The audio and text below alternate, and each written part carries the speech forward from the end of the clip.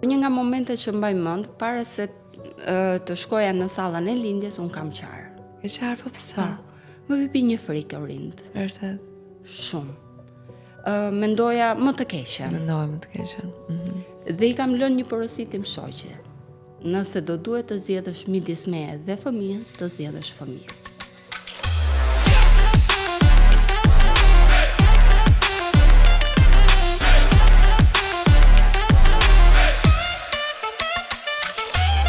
Ju përshëndes të gjithëve.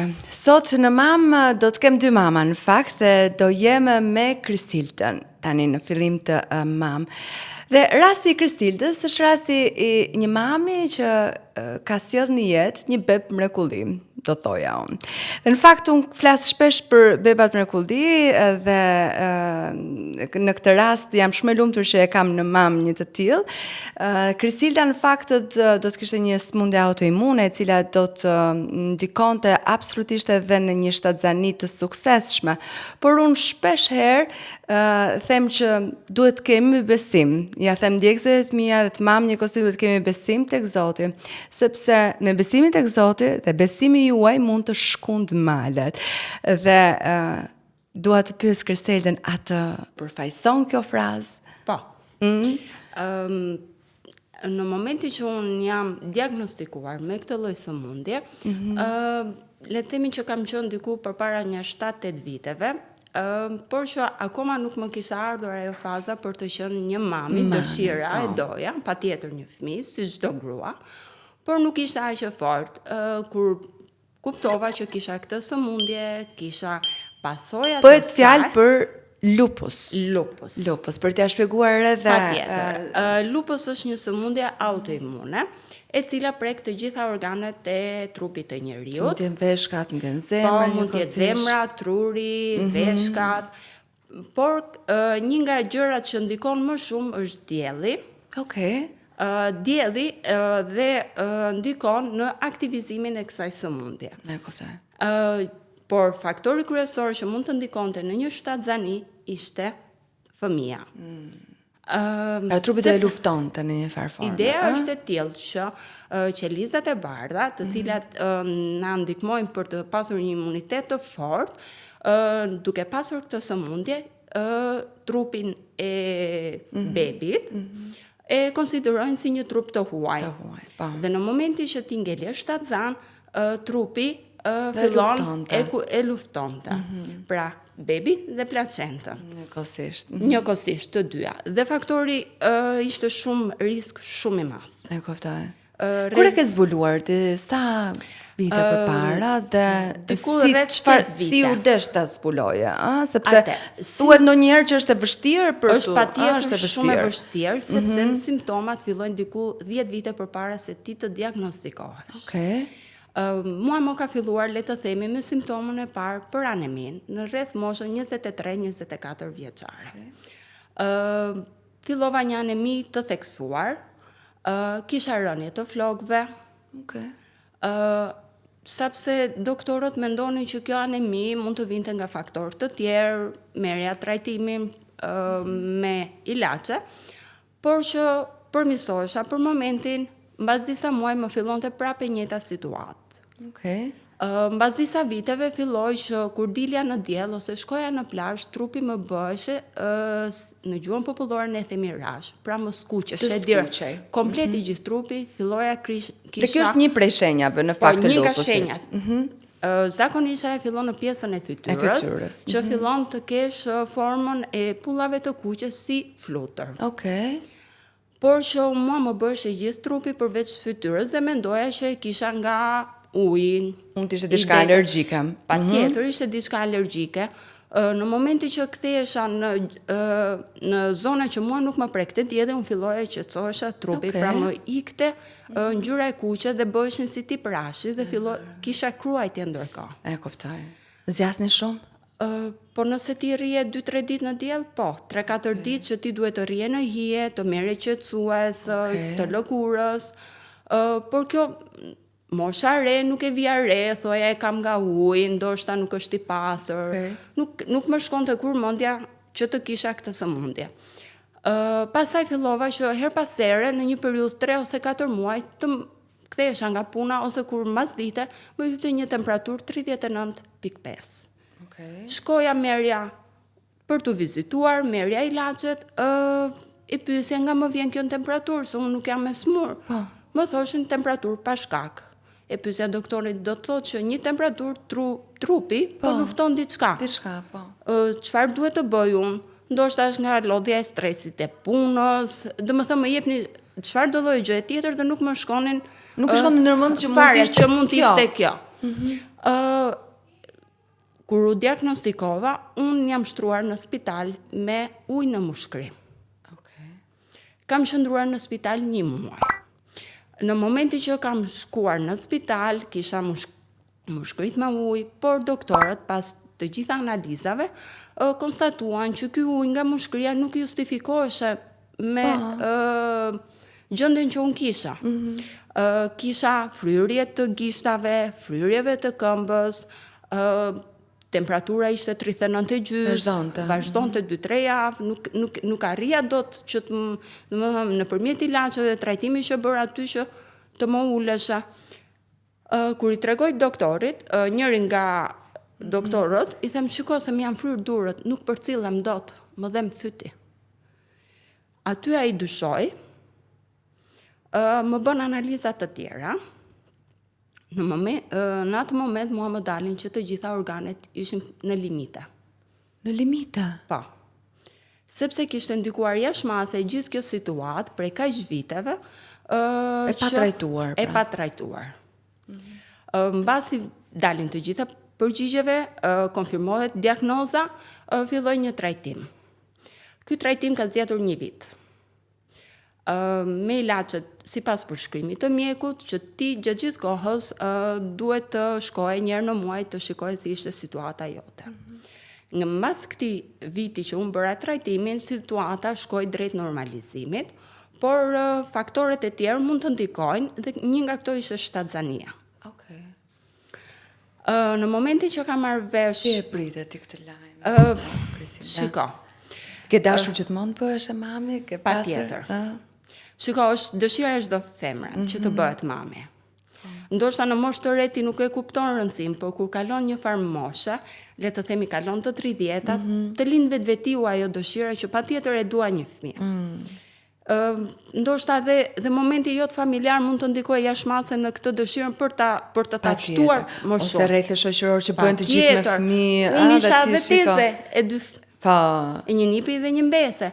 E shikoja motrën, domethënë vetvetiu ajo të shtohet më shumë kjo dëshirë. Dhe sidomos kur mjekët të thonë që ti e ke të ndaluar të bësh një fëmijë, sepse rreziku i jetës tënde ishte 100%, pra ti do bëhe të gjithë muajt e shtatzanisë, rasti më i keq ishte që ti do të ta mbrisë shtatzaninë që në ditët e para. Anemia ishte kryesorja që ndikonte përveç se drejt për drejt. Kur e kam marrë vesh në fillim, nuk e kam gjykuar kaq shumë. Nuk e përjetove ajsa derisa të erdhi momenti. Derisa më erdhi ky moment që kur kam vajtur te doktori i kam thonë, shiko, unë jam në një moshë të madhe, pra nuk jam te të 20-tat, e dua një fëmijë, do më plotsoj, por kam këtë gjë. Kur kam vajtur te doktori, i kam treguar këtë gjë, ai si duket i dinte pasojat, më tha, do vish një ditë tjetër, tha, e bëjmë se tash kam pak një rast urgjent. Këtu më dogji, të them të drejtën. Se thash, prit, ka diçka që nuk shkon. Është shumë më e madhe se çaja ti mendon. Okej, thash në rregull, e mora me pak qetësim e sportivitet këtë gjë, se thash, okej, është një rast urgjent, ka diçka që mund ta bëjmë për më vonë. Vajta më vonë, lash një ditë takimi me të, kur i tregova të gjithë situatën, pra të gjithë ecurinë që unë kisha pasur, më tregoi pasojat. Por në këtë moment nuk isha vetëm. Isha bashkë me të shoqë. Kur më thanë që shiko, se ty të rrezikohet jeta, pra ti do ta marrësh këtë gjë përsipër. Po, do të marrësh një risk përsipër. Risku është shumë i madh. Mos mendoj që është vetëm dëshira jote. Risk ka dhe yt shoqsa. Që do thotë? Që do të thotë tha, nëse ty të ndodh diçka, tha, ai ka një risk moral ndaj teje, ndaj familjes tënde, tha. Sepse tha, të fëmijë tha nuk e bën dot vetëm, tha. Këtu jam stepur, pak. Gjithashtu dhe im shoqu step. Ma trego pak atë momentin kur dolët nga doktori. Kam qarë, E qarë. pa fund. Atë ditë vetëm kam qarë. Se e pyeta doktor, thash, unë kam vetëm këtë, thash, po nga ana ginekologjike si jam, je shumë mirë, më tha mua. Vetëm kam qarë rind. Im shoq në atë moment, ndoshta pak mosha më e madhe se unë, ose ndoshta burrat nuk e kuptojnë të dëshirën. Kishte një vetë kontroll, po. Kishte një vetë kontroll.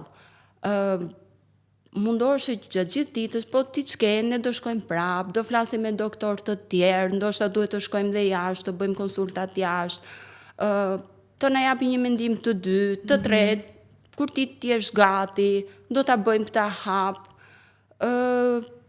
Kam qarë. Ka qenë një gjë që nuk di të them. Dikush që mund të ketë diçka të tillë, do më kuptoj. Sepse thoja, unë e dua një fëmijë, kur i shikoj të tjerët lumturohem. Po. Mendoj që do më ndryshoj jetën, do bëj më e mirë si njeri. E kalova. Okej, thash, do shkojmë dhe në doktor të tjerë, do konsultohemi. E fillove nga konsultat? Po, vajta dhe të një doktoresh tjetër, të njëjtat gjëra. Kur më tha të njëjtat gjëra, pastaj thash, nuk e di, më lindi ajo besimi që kisha te Zoti. Nuk e di, ndoshta është diçka e mbi natyrshme që më dha një super fuqi. Dhe kur jam kthyer përsëri te i njëjti doktor, i kam thënë, unë do ta bëj këtë fëmijë. Mua çdo gjë do më shkoj shumë mirë. Ai prapë u përpoq, të më thoshte që shiko, domethënë më bënte një lloj nga ana psikologjike që shiko stopohu. Ti vërtet mund ta kesh këtë dëshirë, po pasojat janë shumë herë më të mëdha se ç'ajo dëshira jote. Ke zgjidhje të tjera. I thoya jo, po unë nuk dua zgjidhje të tjera. Çfarë zgjidhje tjetër të tha? Ai më tha mund të adoptosh një fëmijë. I thash unë, po unë dua ta provoj një herë, thash.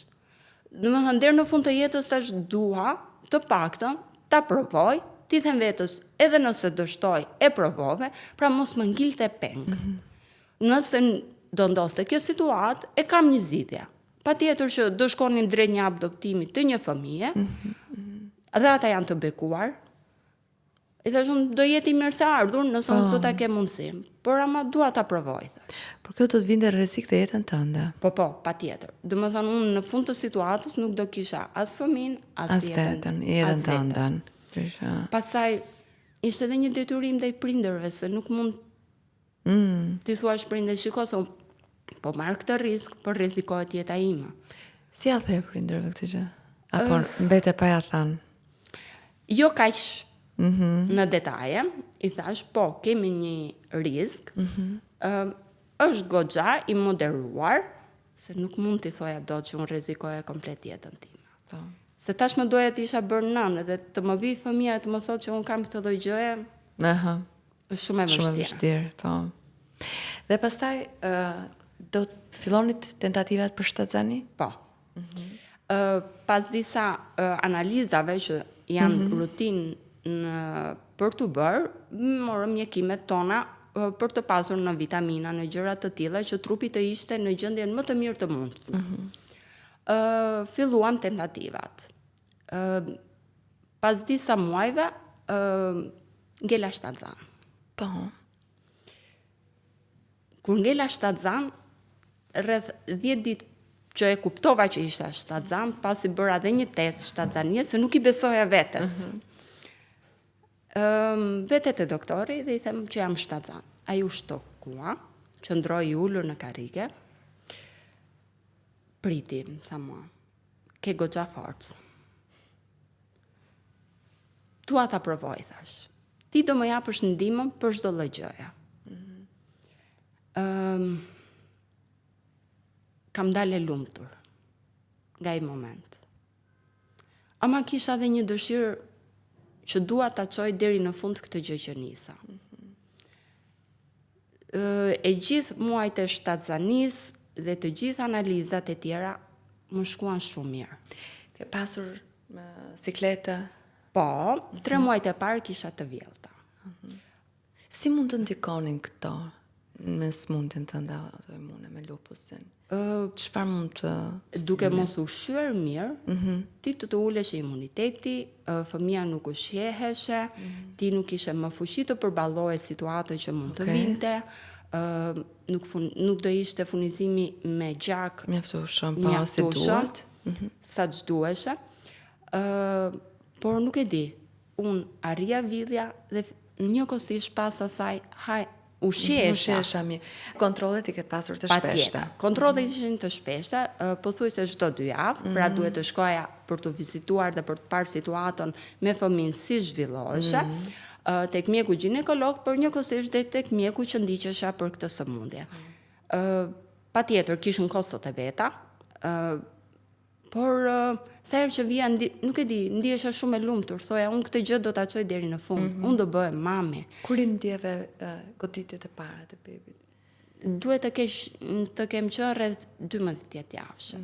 Ti pas ke ndjerë shpejt? Po. Dhe të gjithë që kam pyetur dhe kur ja kam treguar mjekut kështu, më tha mua se ti edhe në shtatzanin e parë, tha duhet të ndjesh pak më vonë. I thash unë e dyshoj, thashun që të jetë kjo, thash, por megjithatë më qenë se ju më thoni do jetë në disa javë më vonë, thash, okay, po e lëm për disa javë më vonë. Por që kam qenë 12 javëshe. 12 javëshe. Dhe e ndjeja që do bëja një djalë. Vërtet? Po. Se? Nuk e di pse. E kisha një ndjesi të brendshme. Pasi më konfirmua dhe gjinia e bebit, më pyetën, do të bësh një baby shower. Baby shower. Dhe të lejmë baby gender. Baby gender. I thash unë e di, thash, çfarë kam. Qeshi. I thash unë do bëj djalë. Kjo dëshira të bëri djalë ishte edhe pak lidhje me sëmundjen time. Sepse vajzat, nëse do lindja një vajzë, nga momenti që do lindja, ajo e trashëgonte. Djemt kishin përqindje më të parë. Kam gjasa më të ulta për ta trashëguar. Sepse kjo sëmundje mund të shfaqet edhe të fëmijët. E drejt, po, që kur lindin. Edhe kisha këtë dëshirë që e doja djalë, thash, okay, të kem më pak shanse që ai të vuajë, sepse ti kur e di çfarë situatash ke, si është gjendja jote, thoja, okay, të paktën djali nuk do ndikojë, nuk do t'ja kufizoj dëshirën. Ne kuptoj. Për të lindur, kurse vajza do jetë shumë e kufizuar te kjo pjesë.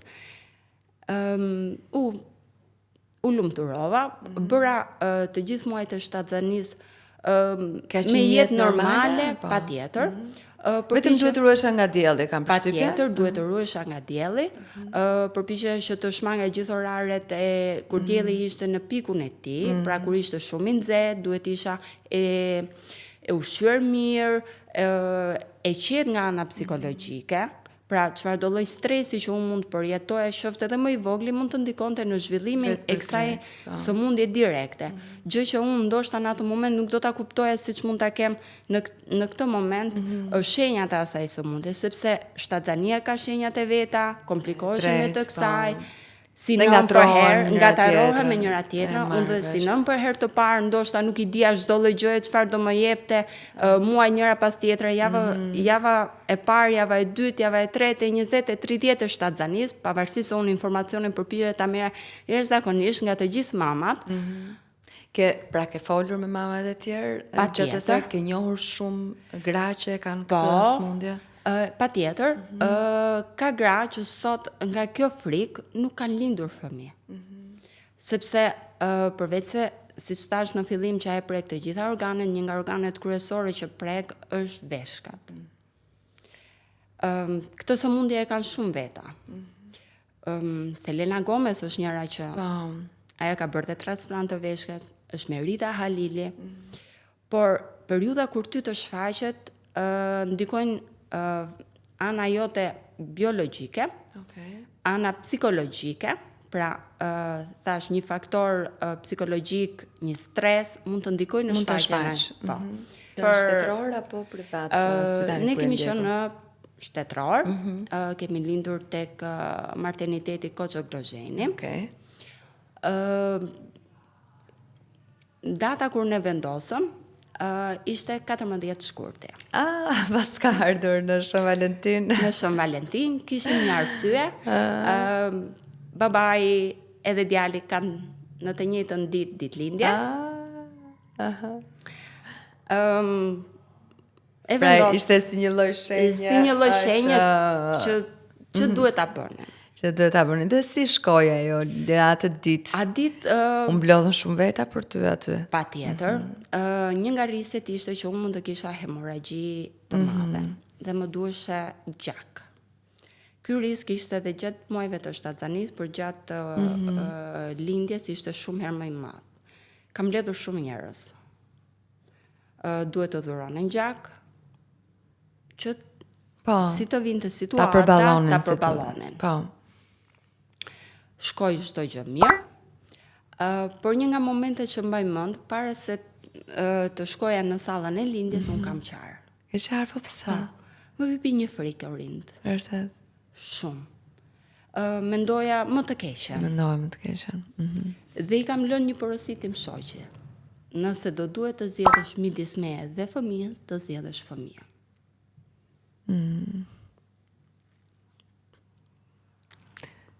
Është forca e nënës në atë moment, edhe ndjenja e nënës zemra që futet direkt dhe vepron. Mendon për fëmijën. Çfarë të tha ai në atë moment? Kristin? Më tha që do dilnin shumë mirë të dy. Unë pres të më sjellësh djalin. Çdo gjë do shkoj shumë mirë. Asgjë nuk ka për të ndodhur. Ai nuk ishte në sallë, besoj. Jo, nuk ishte në sallë. Po spinalen si ndodhi? Një nga procesi i spinales ishte i tillë. E kisha me shumë frikë. Ekipi u përpoq të më qetësonte. Duke qenë se më ishin thënë këto faktorët që do ndikonin, pra mund të kishe një tromboemboli gjatë operimit, më tha duhet jesh shumë e qetë. Do bëjmë procesin e spinales. Nuk do më lëvizësh. Kur më ka ardhur djali, e kam thënë të qarën e parë. Ka qenë një nga emocionet që nuk gjej fjalë ti përshkruaj. Kur më kanë sjell djalin, ta shikoj, e kam puthur, më janë mbushur syt me lot. Kam ndier një herë që nuk e harroj gjithë jetën. Ndoshta të gjithë mamat këtë erën e fëmisë, për çdo fëmijë duhet jetë unik. Nuk kam për ta harruar kur. Edhe sot kur e përqafoj fëmin, ajo era e butë e lëkurës së tij, më kthehen të gjitha momentet e atij momenti goxha të vështirë. Si ja vut emrin? Algis. Okej, kishte një arsye? Jo, thjesht u mundova të bëj një bashkim emrash. Dhe e ke vijuar gjithënien edhe dije dhe sotme, kur djali ka kaluar 2 vjeç, ka kaluar 2 vjeç. Dhe në ato, për të rikthyer në ato ditët e para, u bën ekzaminime, kishe frikë, mos kishte një lloj transferimi nga ty tek djali. Patjetër, përveç analizave të përgjithshme që i bëhet çdo fëmijë të lindur, ishin edhe këto analizat specifike. Në momentin e parë, e gjithë situata e analizave doli okay. Por një nga faktorët që do ndikonte gjatë gjithë kësaj periudhe ishte që nëpërmjet gjithëdhënies, nëse mua më aktivizoheshe sëmundja, fëmia do ta merrte. Këtë po dua të cek në fakt në këtë pikë, ndërkohë që ti ke më shumë se 2 vite që vijon i jep. Dhe këtë risk e mora përsipër. Okej. Pse? Le themi të bëri një peshim doktorin, patjetër, të mirat të mirat e dhënies gjithëdhënies.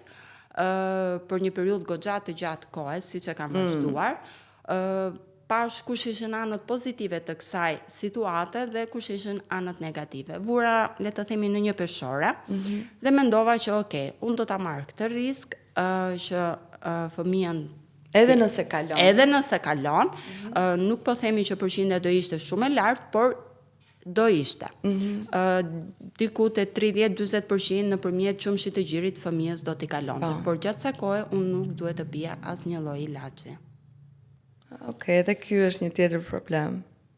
Sepse këto ilaçe ndikonin në zhvillimin dhe në rritjen normale të gjitha organeve të fëmijës. Okej. Pra ndikonin në kocka, më pas do ndikonin në dhëmbët e fëmijës, do ndikonin në zhvillimin e trurit,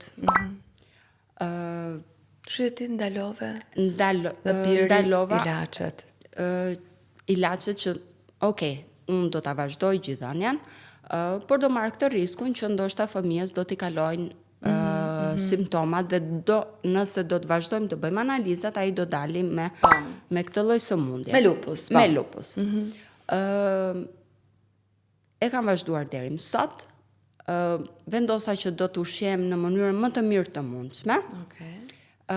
Duke shmangur çdo lloj gjëje që mund të ndikonte edhe në ushqime. Me gjumin si keni qenë? Me probleme. Vërtet. Po. 5 muajt e parë neve kemi kthyer natën në ditë dhe ditën në natë. Gjithë natën ishte një fëmijë që deri nga mosha 4 muaj gjys 5 ishte zgjuar gjithë natën. Kishte ato problematikat, kolikat, nuk bënte rahat, kurse para dite ne ishim në gjumë. Dhe nuk e ndryshonit dot këtë? U përpoqja me të gjitha mënyrat, por nuk dha rezultat. Derisa më thoshin që do kaloj 40 ditë fëmia, do ndryshoj, do kaloj 3 muaj, do ndryshoj, do kaloj 6 muaj, do ndryshoj, do kaloj 1 vit, më pas do ndryshoj. Jo, dikur rreth muaj të 4 e gjys, ai filloi gradualisht ta ndryshoj. Pra të flinte më shumë natën, të ishim më zgjuar normalisht dhe unë përpiqja që këtë gjë që t'ja ndryshoja oraret, që të fillonte gradualisht që të stabilizoheshe kjo periudhë. E arritëm. Pastaj një nga problemet e tjera që unë kam hasur mbas kësaj faze, ishte që fëmia nuk më shtonte pesh. Okej. I thoja që fëmia më pigji, pi mjaftueshëm, ndoshta nuk ishte ai intervali çdo 3 orë, po më pinte shpesh, sasi qumshi kisha, po nuk shtonte pesh. E çoja te pediatri, konsultohesha, duke pyetur dhe mamat më thoshin që përpiqu të japësh shumë shfërmul, se ndoshta nuk pëlqen qumshin tënd, mund të jetë pak i trash, për shkak të ushqimit që ti ha. Dhe nuk pin mjaftueshëm, po thua? Po. Okej. Sepse pinte 5 ose 10 minuta, flinte 1 orë, më zgjoheshe prap, pinte 5 ose 10 minuta për përsëri. Pinte gjithsesi. Ai pinte. Ndoshta kjo ndërprerja e gjumit mund të ndikonte, le të themi, edhe në peshën që ai merrte. Pastaj, duke qenë se unë i jepja gjin, nuk arrija të kontrolloja sasinë që i jepja. E kuptoj. Pra ti nuk e pompuar gjithsesi. Jo, nuk jam pompuar. Ndoshta edhe nga frika, ndoshta edhe nuk e merja këtë thoja, fëmia duhet më pi në gji, nuk kam ndonjë problem shëndetësor nga ana e gjirit. Kështu që mund të vazhdojmë naturalisht. Mund të vazhdoj në mënyrë naturale me ta. Dhe si e zgjidhët, deri në çfarë muaji vijoi dhe çfarë thoshte doktori në këtë rast, dhe pediatri? Rreth muajit të 5 e gjys, unë kam filluar provat e ushqimit. E ushqimit. Rreth muajit të 6 të lindjes që kishte vajtur 6 muaj, unë bëj një vizitë komplet për të parë situatën e tij, qoftë nga analizat, në zhvillimin e tij dhe arrim në këtë rezultat që duhet të fillojmë ushqimin. Fillojmë provat e para, për mua kanë qenë të vështira, isha vetëm në shtëpi, kisha një frikë, thoja, do më mbytet, si do reagoj, ndoshta kisha mësuar si të jepja ndihmën e parë, por është ndryshe kur e ke te bebi jot. Kur e ke te bebi jot. Po, shumë vërtet. Por diçka që edhe ja kam thënë mamave të tjera. Nëse ti nuk ke një besim, nëse ti nuk I jep forcë vetes, në çfarëdo lloj situate që ti të jesh, nuk doja dalësh dot. Nëse ti mendon që kjo gjë do më ndodhi mua, ti nga ana psikologjike bie. Po. Dhe sikur ja shtyn. Sikur ti shtyn energjinë drejt saj. E shtyn energjinë që ajo gjë ty të ndodhe. Unë mbaj mend në fakt kur kemi pasur Artemisën e botës gruas këtu në Mam, ajo tha diçka. Shpesh herë ne kërkojmë që bebat tanë na shtojnë pesh. Gjithmonë jemi të fiksuar pas peshës, ndërkohë që sepse shohim edhe me rrethin shoqëror në këtë rast, por asnjëri rast nuk i ngjan tjetrit në këtë pikë. Dhe shpesh herë duhet hedhim syt nga vetja jonë si kemi qenë neve kur kemi qenë bebe. Dhe këtë pyetje duhet ta bëjmë prindit tonë, më thënë mamit ose babit, kam qenë e shëndetshme apo jo, më thënë kam marrë pesh shkollaj apo jo. Dhe shpesh herë ndodh që prindi vet nuk ka marrë pesh kur ka qenë i vogël. Dhe fëmia njëkohësisht do të vijojë në të njëjtin rrugtim, se s'ka ku shkon ndryshe. Ti e ke pasur këtë rast? Po. Pasi provuam periudhën e ushqimeve të para, shijet e para, nuk shtoj përsëri në pesh. Kam pyetur mamin dhe babin, si kam qenë si fëmijë. Më tha ke qenë një fëmijë shëndetshëm, nuk e qenë nga ato buçkot. Po. Dhe përgjigjen e mora. I thash, po dhe ky nuk do jetë njësoj do jetë. Siç unë dua ose siç duam të gjithë mamat që të shikojnë fëmijët e shëndetshëm, thash do më ngjaj mua. A jeton ti me frikë? Ja. Ja. E thash pak me një ton shumë më të fort, sepse kur ti mësohesh me këtë lloj situate, frika ty të duket si diçka e largët. Pra nuk e ndjen, nuk e ke si ndjesi. A je lumtur ti për këtë vendim që morë në jetën tënde? Patjetër. A ja tregove më pas familjarëve rrezikun që të kanosej? Patjetër. Çfarë të thanë? Nëse do na kishe thënë përpara se nuk do kishin pranuar. Do kishin përçmos që ti të ktheje mendjen. Do kishin përçmos që unë të mos ai kisha marrë këtë proces. Edhe i kam bërë një pyetje. Duke qenë se unë kisha një motor, kisha nipin, kishte mbesën, i thoja unë, ke dy vajza. Njëra do kishte një fëmijë, tjetra nuk do t'i kishte. Ti se je nën, si do ndiheshe? Nuk do doja kur ta kisha këtë situatë, por përpara fëmijës nuk doja e rekomandoja. Sigurisht. I thash, dhe unë këtë ndjesi dua të isha nën. Edhe falë Zotit e kemi. Kam djalin, rritet, unë jam e lumtur, patjetër që kam vështirësitë e mia si nën, më duket edhe ajo frika pasaj që djali mund ta ketë në një të ardhme. Do e doje një fëmijë të dytë? Fëmija e dytë për mua është patjetër që e dua, por është risku shumë herë më i madh. Në këtë moment kur e mendoj për një fëmijë të dytë, kam edhe riskun që mund të më ndodhi më e keqja. Ku do ta le Algisi? Besoj që ti je në kontakt me shumë mama që e kalojnë një situatë të tillë. Dhe do doja të kisha mesazhin tënd për çdo mame që është duke e përjetuar një situatë të tillë që nuk di çfarë të bëjë me jetën e vet, nuk di çfarë të bëjë në këtë dëshirë që ka për të bërë mami, por kjo sëmundje autoimune e pengon. Unë do të jepja këtë mesazh për të gjithë mamat, për të gjithë femrat. Besimi në Zot, besimi në vetvete, duhet të bëjë një përpjekje. Shumë mjekë duan të parandalojnë që ti të mbetesh të zënë, duhet të parandalojnë këtë gjë dhe përpiqen me shumë mund që të thonë që jo, ti duhet mbetesh të zënë. Po. Ashtu siç ishte edhe eksperienca jote. Dhe ti nuk hoqe dorë, ti the jo, unë do e provoj gjithsesi. Pra, është ajo vetbesimi jot. Dhe duhet t'i japim një shembull të gjithë çifteve që asnjëherë nuk duhet të dorëzohen. Dhe prandaj të quhen fëmija mrekulli. E quajmë fëmija mrekulli. Edhe besoj edhe mjekët bien dakord në këtë pikë. Patjetër, biles mjekët e kanë menduar si një rast studimi, sepse më përjashtonin në 100% që unë nuk duhet ta bëja këtë shtatzani.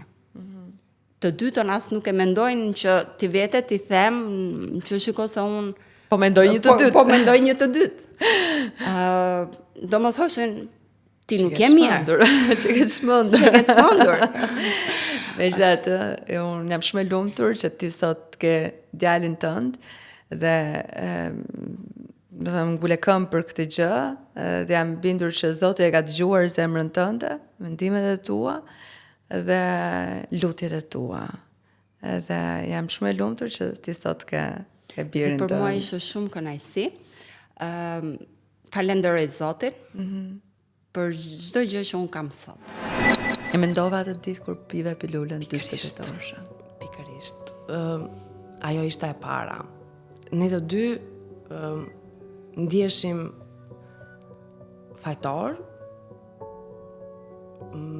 më vete, dhe nuk flisnim asnjëherë me njëri tjetrin, po jepnin vetëm kurajo njëri tjetrit. Ishte fakti që unë kisha shumë të përzirat e të dy shtatzanit, po të eterni kam pasur shumë dhe unë nuk pija dot as acidin folik dhe as vitaminat nuk i pija dot, i pija shumë rrallë. Okay. Kjo ishte një ndjesi tjetër. E 5. Dhe në këtë pjesë të mamë do t'jem me mami Mirelën, e cila është mami Anakinit dhe Eternit. I ta shumë mirë emra të. Shumë mirë. Ishin shumë të veçantë. Me njerë sa po erdi këtu në mami pyet atë shkuptim kanë emrat edhe pse i keni zgjedhur, që do ma tregosh sërish për mamat sot. Shkuptim kam emrat Anakin dhe Etern. Anakini është... Dhe si janë zgjedhur, pra. Anakini është djali i parë. Pa e ditur çfarë ishte, më thot bashkëshorti që do ta vendos unë, e kam ndarë mendjen, po t'jetë çunë. Dhe më thot emrin Anakin. Nuk e kisha dëgjuar asnjëherë. Më thot prej ardhjen që ishte personazh të Star Wars. Okej. Personazh negativ por i fuqishëm. Që lidhet me dhe me kuptimin e emrit Anakin, që do të thotë i fuqishëm dhe mbizotërues. Dhe më pëlqeu shumë. Në qënë momenti nuk e mendova dy herë, nuk pash më për emrat të tjerë, thash shqyr, që nga i mirë, i veçantë, nuk pyetëm as një njeri për Por e zbuluat që e kështë djalë, në cilin muaj, bët me nipt, apo ishte me nipt? Pra, keni pasur që 11 javësh keni bërë niptin nga përshtypjen, pun 2 javësh keni marrë vesh qa ishte.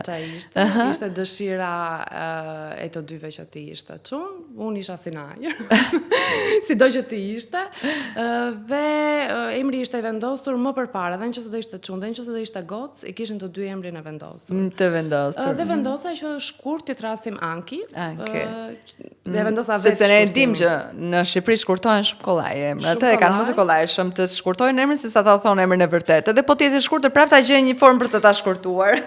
Dhe mundësisht që s'ka lidhje me gjatin fare. Fare. Pastaj do të vinte Eterni.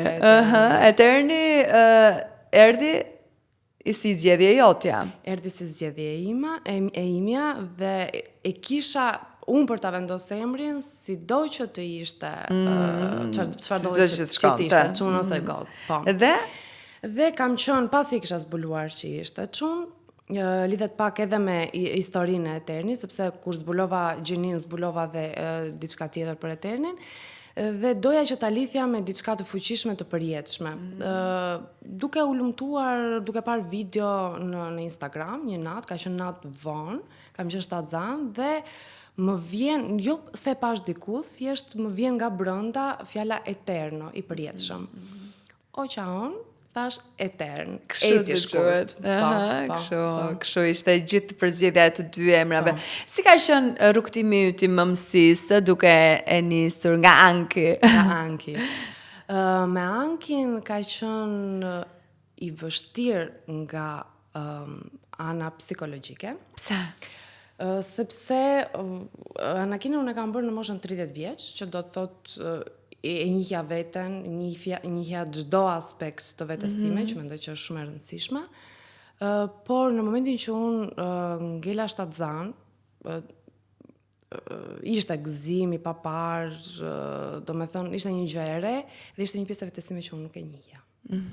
Dhe u përballa me njohjen e vetes në këtë aspekt. Në momentin që lindi Anakini, ka qenë një lindje e thjeshtë. Ka qenë naturale?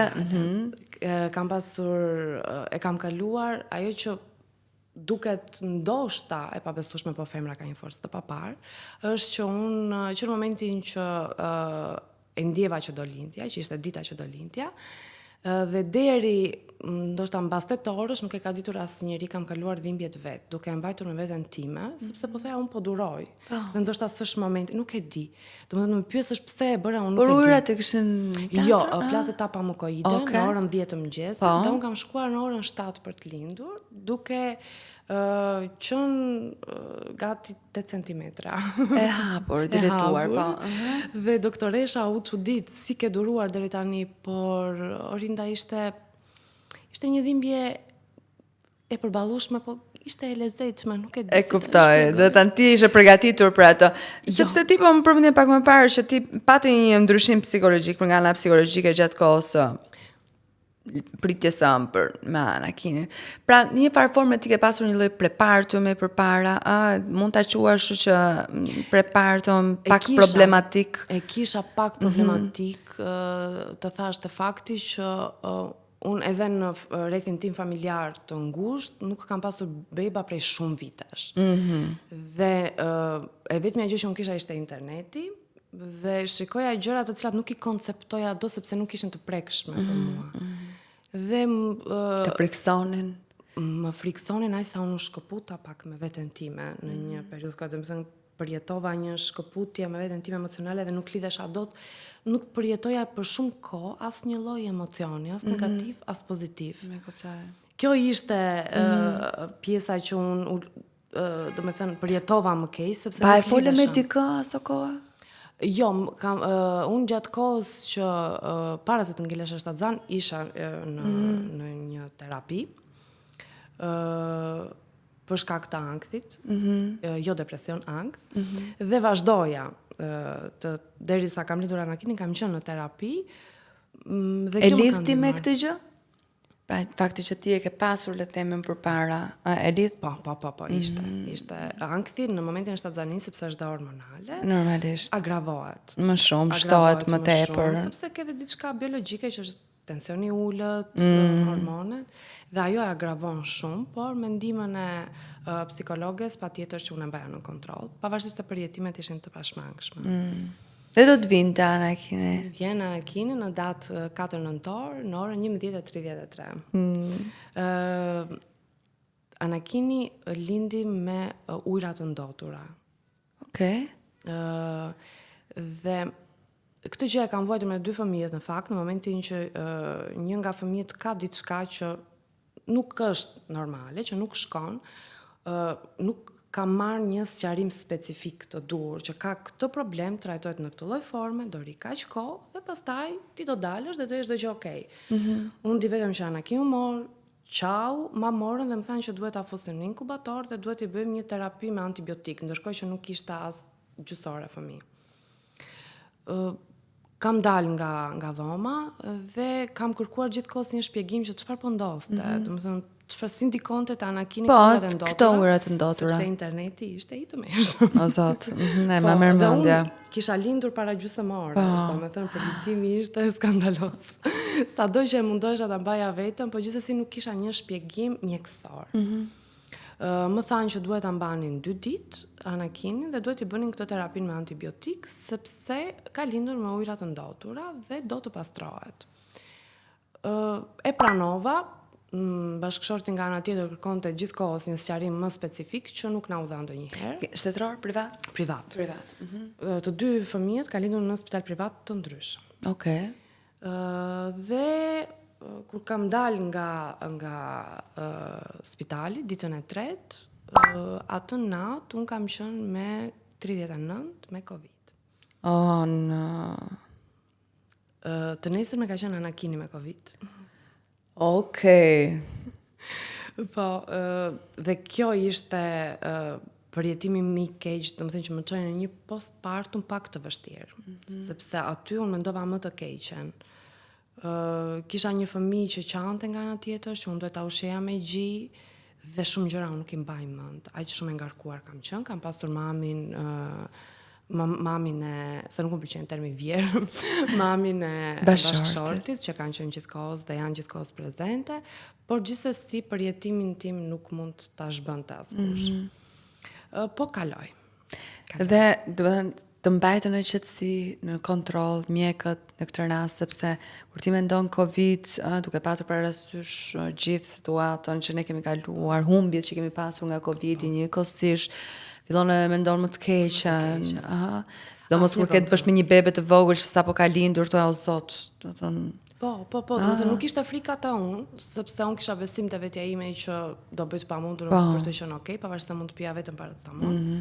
Kur kisha frikën për Anakinin dhe ai zgjati apo zgjati 4 ditë, unë ditën e parë që djali ishte 4 ditë dhe kishte temperaturë 38.5, e kam çuar me vrap te spitali ku linda sepse kisha dhe ndjekën më mbrapa dhe sapo morën vesh që isha me Covid, e kanë lënë fëmijën. Nuk e ka prekur askush, ka qenë ora 3 mëngjesit. E mbaj mend vetëm atë sken, e ka marrë bashkëshorti pastaj dhe kemi shkuar te materniteti. Okej. Aty ka qenë një mjeke shumë e mirë, pediatre shumë e mirë, e cila ka punuar rreth parë me mua. Sepse deri në atë moment nuk kishte askush nuk më kishte thënë mua nga mjekët që kisha folur që rije qet ti je ti okay, se do jetë fëmia okay. Domethënë këtu nuk ma ka thënë askush. Po sa do ta dish, ke nevojë të ta thotë dikush. Patjetër, shumë e rëndësishme në ato momente të kesh dikoj që do ta përsërisë një gjë të tillë, sepse ti e fshin nga mendja, ti me çfarë do lloj mendimi mund të çosh vetëm këtë s'mendon. Domethënë që qetësia jote mund të reflektohet edhe tek bebi. Dhe pastaj do të kalonin ato. Po, dhe mjekja i bëri një kontroll paracetamol, më tha çdo gjë okay. Shiko veten tënde sepse është shumë e rëndësishme, duhet të marrësh vetëm këtë lloj mjekimi. Ti vetë dhe për 3 ditë në qoftë se ke diçka që nuk shkon, do vi shpon të një tenor jam unë këtu. Dhe nuk kishim nevojë të shkonim sepse ishte çdo gjë okay. Kaloj. Megjithatë si keni qenë? Ka qenë e vështirë pjesa e fillimit me Anakinin, me të parin. Sepse kishte një lloj sikleti sa ai ta kapte mirë gjirin. Po më pas u bë kështu. I thoja tim shoqi, do me thënë, edhe kur hym në makinë dhe dalim, e kemi jashtë gjithkohën. Po, ka qenë dhe është një ndër ndjesit më të bukura në botë. Po, ka zgjatur shumë me të? Me Anakinin ka zgjatur 17 muaj. Mirë, pas keni qenë. E hoqa sepse fillovi u bë shumë i varur, dhe kishte arsye që e hoqa, po bëra mirë që e hoqa. Vërtet? Edhe për atë, edhe për mua, sepse që në atë moment fitoj pavarësinë, qoftë në gjumë, qoftë në ushqim, qoftë edhe ndaj meje. Sepse në gjumë të zgjohej natën? Zgjoj pothuajse çdo një orë. Anakini ka qenë fëmijë që nuk flinte ditë natë dhe vazhdon akoma. Jo se nuk flet tani, është më ndryshe, se është 3 vjeç, po gjithsesi është fëmijë që çohet minimalisht një herë ose 2 herë natën, vazhdon çohet, është aktiv si fëmijë. Është aktiv. Dhe pastaj do të prisnit bebin tjetër. Do të vinte lajmi për bebin e dytë. Ti e doje kocë? Apo jo, do vazhdoje me çunën. Jo, unë e doja gocë, si më shoqë donte gocë. Ka qenë Anakini pa bërë 1 vjeç e gjysmë. Dhe gjithkohës Silvia më thoshte që mendoj të bëjmë një fëmijë tjetër, që të kem bashkë njëri tjetrin, që dhe ne tani sa jemi të rinj, kemi fuqi, mundësi për të punuar. Kemi më shumë energji, po. Kemi më shumë energji, ti bëjmë. Unë nuk isha shumë gati, sepse sa po kisha filluar sa i kisha hequr gjirin, 1 muaj kisha hequr gjirin, po, dhe sa kisha filluar të isha pak e pavarur. Dhe nuk isha dakord, megjithatë vendosëm ta tentojmë një herë, po në moment unë nuk pendova. Dhe kam marrë kokra 48 orësha dhe fjeta mendjen. Okay. Mbas pa bërë 1 muaj, po ndjesha keq. Shkoj bëj analizat, më dalin pak tiroidet, pa asgjë tjetër, mëra mjekimin dhe vënë cikli. Gjë që mua nuk më ndodh. Kam bërë testin e shtatzanis, që unë e kam akoma me vete. Po, kur ka dal pozitiv, nuk dija, do me thënë, nuk mund të them që isha shumë e frikësuar. Po ishte një sinjal nga Zoti. Po, ishte një sinjal nga Zoti që Eterni është shumë i fortë. Do me thënë që ai e kishte ndarë mendjen që do vinte. Do vinte në jetë.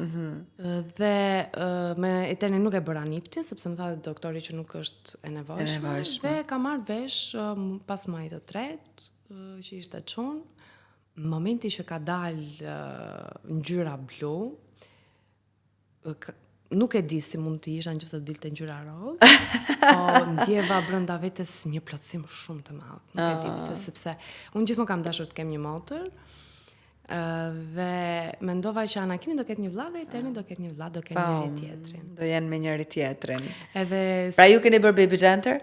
Po, për të dy. Për të dy kemi bërë, për Eternin ishte shumë i madh, sepse rastisi dhe periudhë vere dhe ishin të gjithë njerëzit familjarët tonë të Silvios kryesisht që ka më afër. Dhe unë ndjeva e plotësuar. Mbas një muaj kishim ekon morfologjike. Dhe shkoj për të bërë ekon morfologjike, doktori pati një urgjencë dhe ma la në mes. I thash, ka diçka që nuk shkon, shef diçka, do e lëm në një moment tjetër, tha, do flas në një moment tjetër, do vish për një javë. Dhe unë shkoj për një javë, doktori më bën ekon dhe më thot që djali thot ka një deformim, që quhet clubfoot. Okej. Dhe është kthimi i një ose dy këmbëve nga brenda. Nga brenda, po. Nuk e kisha dëgjuar asnjëherë.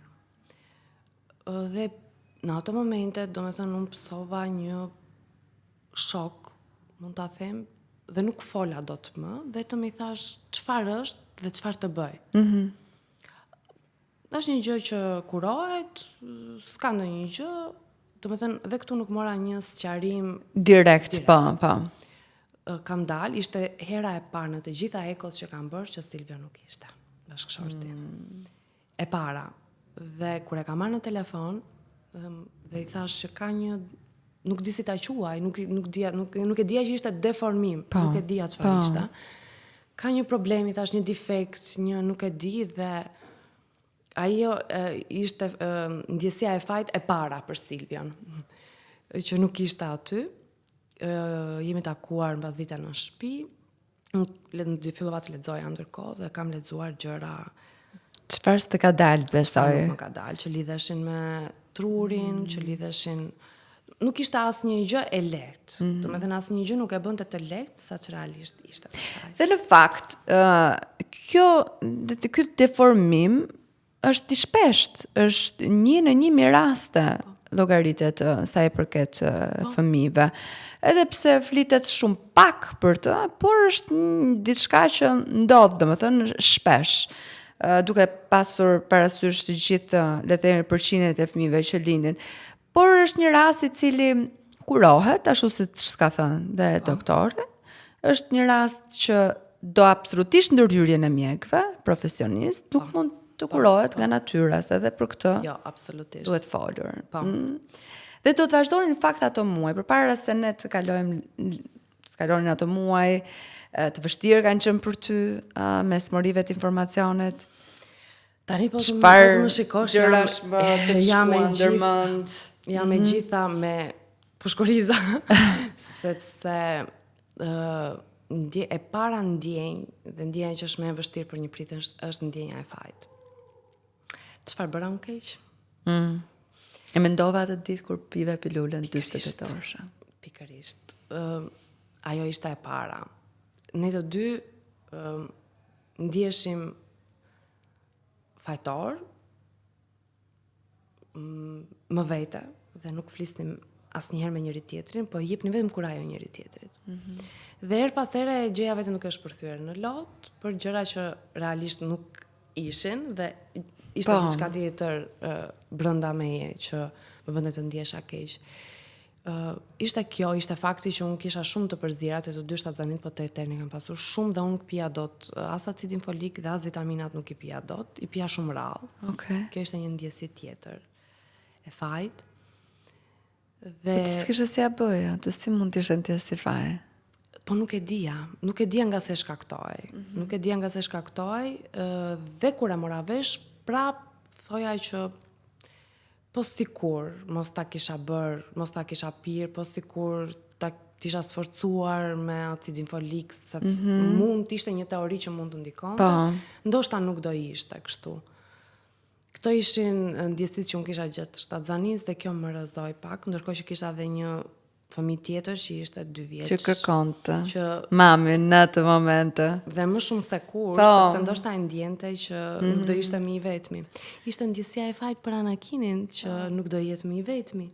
Si do ja bëj unë me 2? A do e dua këtë fëmijën tjetër më shumë, a do e dua një lloj? Domethënë, 1001 pyetje që kisha për marrëdhënien dhe me Anakinin, kisha edhe këtë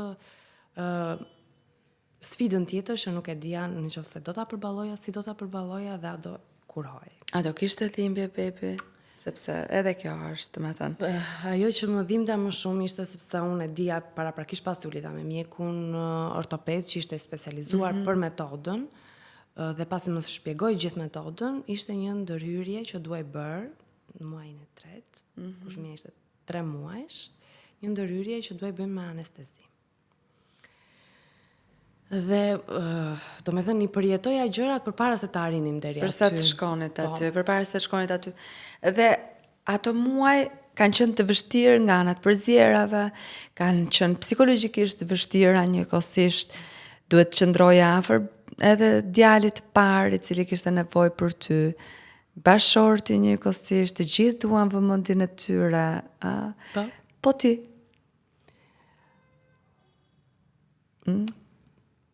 Unë kam pasur njerëzit që kam afër, që kam pasur më afër, domethënë që janë familja ime dhe motra dhe mamaja e bashkëshortit, kanë qenë gjithkohës afër meje, pa më rënë në sy.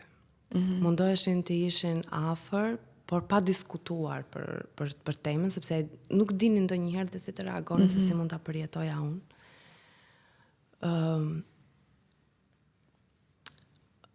Unë nuk flisja për ndjesitë që kisha, për të gjitha pikpyetjet që kisha në kokë, nuk flisja.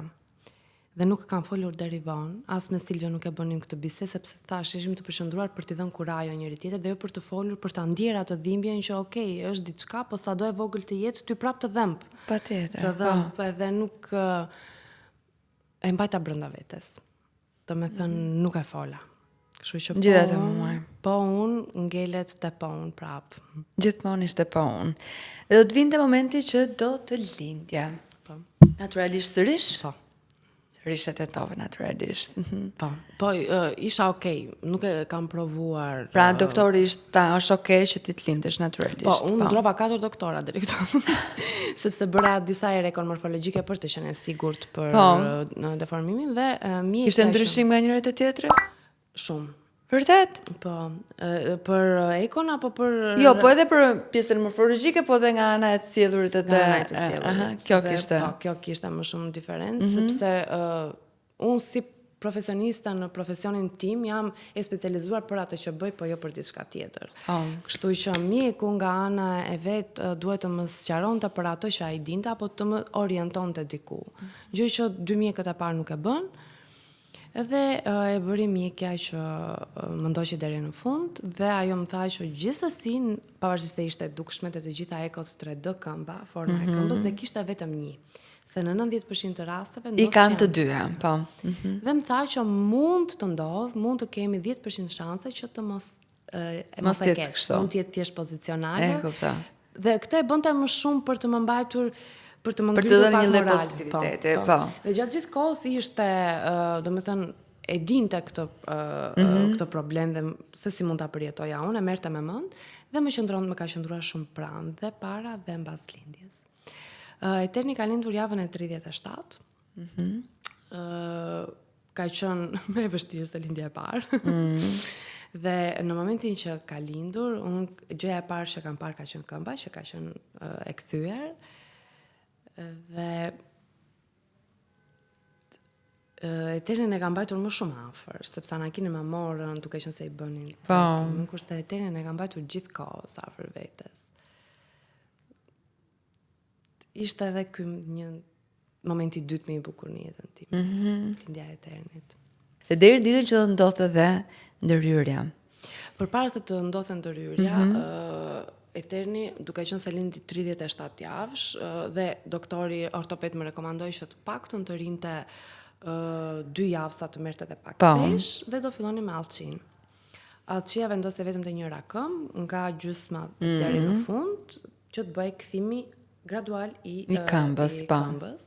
Dhe allçin e ka vendosur për çdo fillim jave, për çdo javë për 3 muaj. Allçin unë ja hiqja vet, e laja, sepse nuk mund ta laja, se allçia ishte e butë edhe mund të ndikonte që të rrëshkiste. Ngriesha në mëngjes, ja hiqja vet, e laja dhe pastaj e çoja te mjeku që i vendoste allçin për 3 muaj. Dita e ndërhyrjes erdhi mbas 3 muajsh. A kishte përmirësim? Përmirësimi ishte që ditën e parë, më thënë që javën e parë, mbasi që e parë, këmba kur Eterni ka shkuar për të bërë ndërhyrjen, ka qenë e kthyer plotësisht 90 gradë. Nga e kthyer, po. E kthyer 90 gradë dhe nuk kishte asnjë dallim. Nuk dukej, vetëm pjesa e themrës ishte pak e ngjitur, sepse ndërhyrja bëhet tek ligamenti, është themra e akilit. Dhe atë e kishte pak të dukshme. Dhe kishte përmirësim, u lehtësohesha kur e shikoja përmirësimin që kishte, por më rinte mendja tek ndërhyrja, te anestezia, te reagimi. Pavarësisht se doktori më thoshte që shanset janë në 1.000.000 që t'i ndodhë diçka gjatë anestezisë, po jo. Nuk e ndal dot. Kur e kam dorëzuar për të hyrë në sallë, kam qenë me bashkëshortin, nuk e di, domethënë, nuk më mbaron ndonjë fjalët, por nuk kam fjalë ta përshkruaj ndjesinë. Domethënë, do bëja çdo gjë në ato momente që tisha unë në vend të ti. Ti do të bënte ndërhyrjen? Si shkoi? Ndërhyrja ka zgjatur 1 orë, si procedurë është 20 deri në 25 minuta, por presin sa reagon dhe fëmia nga anestezia. Kur ka dalë Eterni nga salla, ka qenë në gjumë. Dhe kur e kam parë, më duket përitova të njëjtën ndjesi si ditën që e linda. Ka qenë mirë, reagoi mirë, doktori më tha që nuk ka dhimbje, por gjithsesi kishte një farë sikletje sepse ajo është ndërhyrje. Ndërhyrje në fund fare. Por reagoi më mirë nga sa unë e prisja, ndënjëm vetëm një natë në spital dhe pastaj më kthyer në shtëpi prapë me këmbën e vendosur në allçit për gati 2 muaj, nuk e ndroi më. Mendova se allçia ishte më e vështira, thash kur të heqim allçin do vendosim ato këpucët që janë braces, që janë me hekur në mes, dhe njëra është 30 gradë, kështu që shtyn këmbën, sepse ka tendencën që të kthehet sërish. Deri 4 vjeç fëmia duhet të jetë gjithkohës në trajtim. Sepse mund të ndodhë që të kthehet dhe ka pasur shumë raste që është kthyer. Dhe në fakt, ajo që ndodh është, sepse shqetësimi në këto raste është kur fëmia fillon dhe ecën, atëre mund të fillojnë dhimbjet, sepse aty do të ketë vështirësi në koordinim, edhe ky është vetëm ai momenti ndoshta që ty të fillon edhe të shqetëson edhe më tepër se çfarë do të ndodhë në atë moment. Po, ajo që unë mendoja gjithkohës ishte që kur të ecë, sa e dukshme do jetë për të, sa e sikletshme do jetë për të, a do mund të veproj dhe të eci dhe të vrapoj normalisht. Doktori më kishte thënë paraprakisht që nuk e pengon asnjë gjë, Messi ka pasur të njëjtin deformim. Kështu që meqense Anakini duket që është e pjesa e pikturave, kishim shpresë që ky të shkojë tek futbolli. Po. Edhe megjithatë po nuk e pe me sytë e tu, çdo gjë tjetër të duket thjesht për të qetësuar. Dhe mbasi vendosi këpucët për 3 muaj rjesht çdo ditë 24 orë, që ishte shumë e vështirë për atë në radhë të parë. Ishte shumë e sikletshme sepse janë të forta, të pengojnë në lëvizje, janë të rënda dhe ai nuk vepronte dot, nuk kthej, nuk rrotulloi dot. Dhe unë kisha frikë që mund të kishte një mungesë në zhvillim normal të fëmijës. Domethënë rrotullimet që bën një fëmijë kur është 6 muajsh. Po, ti nuk e shifje dot për shkak të asaj. Unë ja hiqja, por ai është diçka që mësohet me ditët, kështu që po unë mendoja që mund të vononte edhe në gjëra të tjera. Pastaj filloi çerdhen, i mbanin vetëm natën dhe u ngrit Eterni në këmbë. U ngrit, hodhi hapat e parë. Dhe unë nuk e dalloj më cila këmbë është tani. Vërtet?